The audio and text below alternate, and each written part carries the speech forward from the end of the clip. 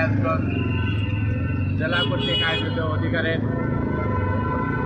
উপস্থিত আছেন আমাদের মাঝে সিরাজগঞ্জ জেলা স্বনামধন্য সাংবাদিক, যমুনা টিভির প্রখ্যাত সাংবাদিক, নামকীয় সাংবাদিক, সাহসী সাংবাদিক PM গোলাম মুস্তাফা রুবেল আছেন আমাদের রবি আছেন, নির্যাতিত সুমন আছেন উপস্থিত আছেন, নির্যাতিত পরিবারের নির্যাতিত সদস্যগণ আছেন। আসলে 2007 সাল থেকে 2019-2024 সাল পর্যন্ত বাংলাদেশে যে সমস্ত গুম হয়েছে সেই গুমের বিরুদ্ধে আজকের আমাদের প্রতিবাদ। 2007 সালের আইন খালিদের তথ্যের মধ্যে আসছে 2007 সাল থেকে 2020 সাল পর্যন্ত 60 ব্যক্তি গুম হয়েছে বলে তারা অভিমত ব্যক্ত করছেন। তার মধ্যে 58 জন ব্যক্তি ফেরত এসেছে, বাকিদের অদ্যাবধি কোনো হদিস পাওয়া যায় নাই।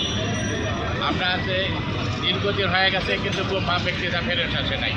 আমার গুম হওয়া ব্যক্তিদের সংগঠন মায়ের ডাকে তথ্য মতে 538 জন ব্যক্তি গুম হয়েছে। সেই গুম হওয়া ব্যক্তিদের কিন্তু আজও আমরা ফেরত পাই নাই। আজকে ইলিয়াস আলী সহ চৌধুরী আলম সহ বাংলাদেশের আনাচে কানাচে বিভিন্ন জায়গায় গুম হয়েছে।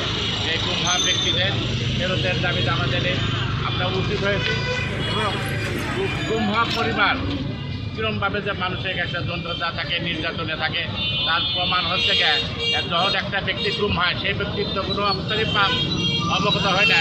তদুপরি তার যে অর্থ সম্পদ থাকে সেই অর্থ সম্পদের ব্যাপারেও আমাদের যে আইন আছে, আইনের কোনো নির্দিষ্ট ব্যাখ্যা প্রদান নাই। সেখানে একটা নির্দিষ্ট মেয়াদ পর্যন্ত গুমের একটা মেয়াদ থাকা উচিত, যাতে পরবর্তী প্রজন্ম গুম হওয়া ব্যক্তিদের সম্পত্তি রক্ষণাবেক্ষণ করে ভোগ দখল করতে পারে। আমি আশাবাদ ব্যক্ত করব গুম হওয়া ব্যক্তিরা তাদের সম্পত্তি যেন সঠিকভাবে পরিচালনা করতে পারে, ভোগ দখল পাবে, সেইভাবে বাংলাদেশ জাতীয় সংসদ একটা আইন পাস করবে বলে আমি আশাবাদ ব্যক্ত করি। ধন্যবাদ সমাজকে।